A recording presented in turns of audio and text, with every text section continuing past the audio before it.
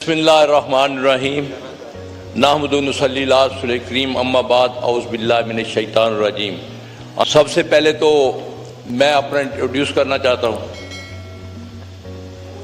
ख्वाजा आसिफ साहब बहुत अच्छी तरह जानते हैं अल्लाह के फजल व करम से और नबी आखिर ज़मां की रहमत से और अपने हल्के के अवाम की अक्सरियत से अल्लाह ताला ने सही फॉर्म 45 जनवरी से मुझे इस हाउस में भेजा है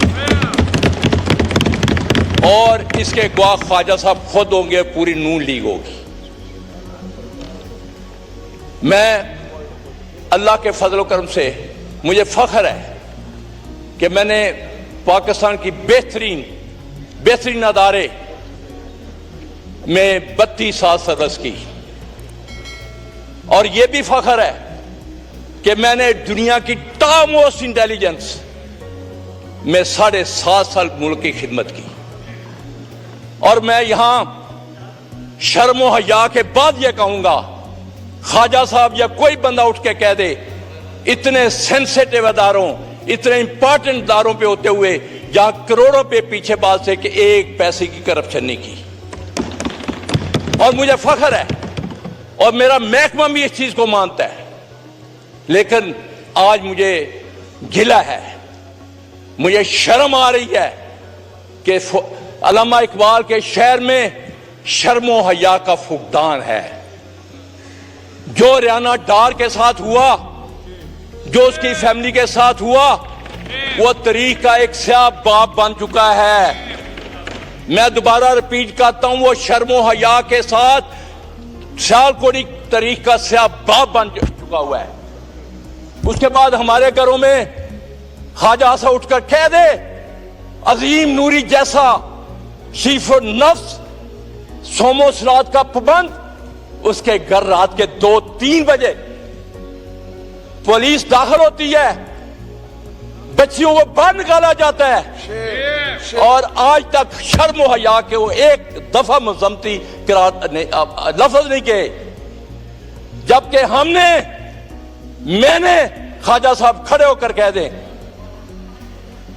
कि इनके लिए आवाज उठाई थी कि नहीं। आज मुझे तकलीफ है, मुझे मेरे महकमे ने जिसकी मैंने खिदमत की, मुझे भी 5 दिन अगवा किया गया।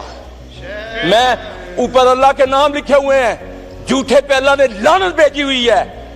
मैं जो बात कहूंगा एक सही बात करूंगा।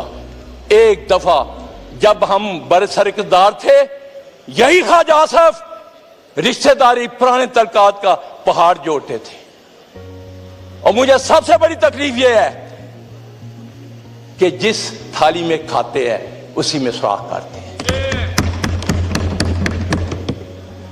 खुदारा मुझे इस अवाम में मैं इसकी बेतुकीनी देखकर, मुझे कम से कम पहली दफा मैं आया हूं, एक शौक से आया था, क्योंकि मैं इससे पहले स्पीकर, डिप्टी स्पीकर साहब, नैब पिशावर रेज की, 2.5 साल नैब में रहा। केपीके के लोग यहां बैठे हुए हैं और बड़े बड़े लोगों को पकड़ा, क्योंकि मेरा ईमान है कि पानी हमेशा ऊपर से नीचे आता है, करप्शन ऊपर से शुरू होती है।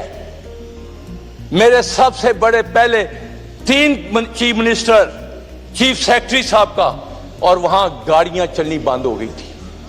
उसके बाद कि एंटी करप्शन पंजाब को मैंने रीवैम्प किया, जिसकी तारीफ इनके एमएनए, अभी यहां एक वजीर साहब नहीं बैठे हुए, उन्होंने शहबाज शरीफ को जाकर कहा कि ऐसे बंदों को मत निकालो जो करप्शन के खिलाफ जिहाद कर रहे हैं। हम गुलाम नहीं हैं, हक सच बोलने वाले हैं। ये बजट पे तकरीर मैं करना चाहता हूं, लेकिन मैं आपको बताना चाहता हूं ये बजट स्वाय एक अदादोशुमार का गोरखपन के अलावा कुछ नहीं है। मैं कौन सा फील्ड लूं? किसानों के साथ जो हुआ, ख्वाजा साहब ने एक दफा आवाज नहीं उठाई, मैंने इस हाउस पे कहा और आज भी कह रहा हूं, जिन लोगों ने गंदम बाहर से मंगवाई जिसकी क्वालिटी भी खाने के काबिल नहीं थी, क्यों नहीं आज तक उनको यहां खड़ा किया गया, उनके खिलाफ इंक्वायरी नहीं हुई? एक सैटी को, चंद बंदों को सजा देकर सस्पेंड करके कहते इंक्वायरी हो गई। मैं स्पीकर साहब इस हाउस में आईपीपी जो हमारी हड्डियां निचोड़ गया है, जो गरीबों का खून निचोड़ गया है, क्या स्पीकर साहब आपकी तवज्जो 2 मिनट चाहता हूं। डिप्टी स्पीकर साहब, डिप्टी स्पीकर साहब, मैं बैठ जाऊं?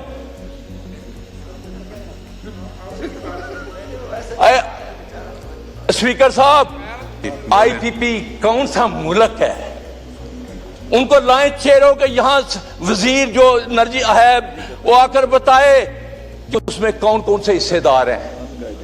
125 पैसे के पैसे आप दे रहे हैं ख्वाजा साहब, जबकि प्रोड्यूस 48 कर रहे हैं। जब कोई इंक्वायरी होगी तो उनमें 3 फैमिलियां आएंगी जो बरसरकदार हैं। गरीब का खून चूसा जा रहा है। ख्वाजा साहब, मैं कल भी 2 दिन हल्के में था, लोग दुआएं बद दुआएं दे रहे हैं इस हुकूमत को। हम यहां सिर्फ मुराद लेने के लिए बैठे हैं, उनकी कोई आवाज नहीं उठाता। जो ज़राअत का हाल किया इन्होंने, अभी तक लोगों की जो गंदम है खराब हो रही है। आड़ती से पैसे किसान लेकर अगली फसल बोता है, वो आड़ती उसको 20-21 रुपए से खरीद रहा है, क्यों? उसने अपने पैसे अगले मुंजी लगानी है। ये इशू जो बात करने वाली है, ना कि यहां लड़ाई झगड़े और ताने देते हैं। मैं उन चीजों में नहीं जाना चाहता, मेरे पास भी बहुत कुछ है, लेकिन मैं उन लोगों में नहीं हूं कि जिस प्लेट में वो खाएं उसमें छींक करें, उसमें सुराख करें। खुदारा इस मुल्क के लिए कुछ कीजिए।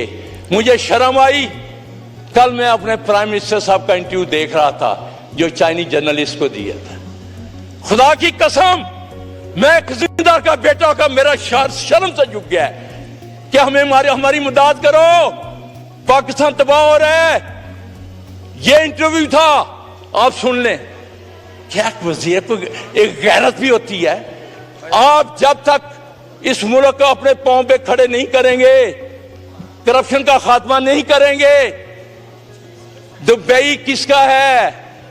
उस दिन मैं ड्रामा एक देख रहा था, इफ्तिखार ठाकुर कितनी खूबसूरत बात की, कहना ये दुबई अपना हो गया, साड़ा दुबई साड़ा है। वो चाक लेके गया, यह भी पाकिस्तानी का घर है, यह भी पाकिस्तान के घर है, यह भी पाकिस्तान के घर है। और हमें शर्म ही आई नहीं आती? पैसा लूट कर बाहर ले जाए और कहेंगे जी मुल्क, और दूसरे आपको कर्जा देंगे। क्या आपने मेरी मां को, पाकिस्तान मेरी मां है, मादरे वतन है, इसको भिखारी बना दिया है? क्या आप में से कोई मुअज़्ज़ज़ आदमी बाहर खड़ा होकर चौक पे भीख मांगना चाहेगा? इन्होंने हमारे साथ क्या किया है?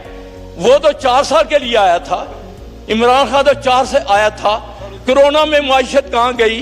दुनिया आज भी, मैं आज को यहां लिख कर देता हूं, अगर पाकिस्तान को आगे ले जाना तो इसको बाहर का अवाम की आवाज को मत कुचलो।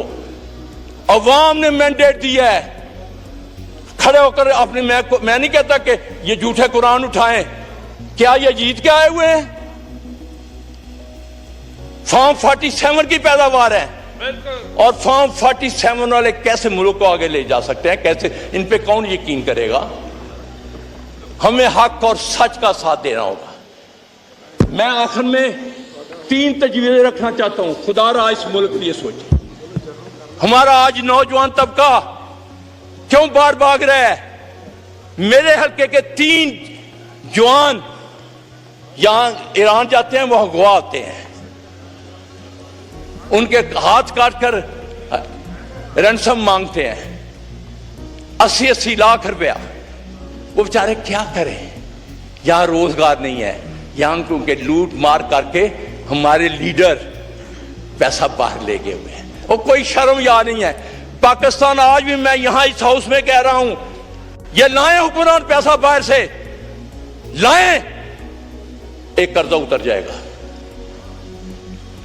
और स्पीकर साहब, जब तक हम अपना दुश्मन जिसको इंडिया कहते हैं उसके लोग लूट मार कर बाहर पैसा नहीं ले जाते, वो इलेक्शन नहीं लड़ सकते, लिख कर देना पड़ता है। हमारे लीडर फख्र महसूस करते हैं, अपना पैसा लाते नहीं है, भीख मांगते हैं दूसरों से। और कहां तक यार ये मुल्क कोई बेकारी की भी होती है, कर्ज खा के कोई कर्ज वाला कर्ज लेकर घर चलते हैं।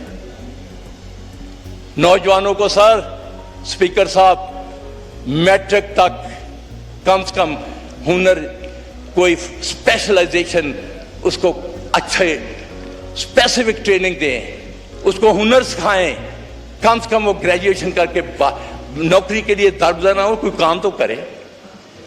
हमें स्किल वाले लोग चाहिए।